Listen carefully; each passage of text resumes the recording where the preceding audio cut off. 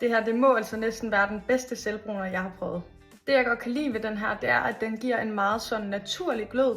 Det ser ikke ud som om, at man har påført selvbruner. Det ligner egentlig bare, at man har været på ferie. Jeg har altså også fået sindssygt mange komplimenter, efter jeg er begyndt at bruge den her Sunster.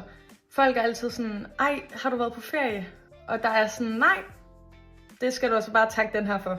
Det første jeg tænkte på, da jeg påførte deres tanningmousse, det var, at den her altså har en helt anden duft end selvbruner, jeg har prøvet før. Og ikke den her klassiske selvbruner duft. Ej, den dufter virkelig, virkelig godt. Derudover så vil jeg sige, at den er utrolig nem at påføre.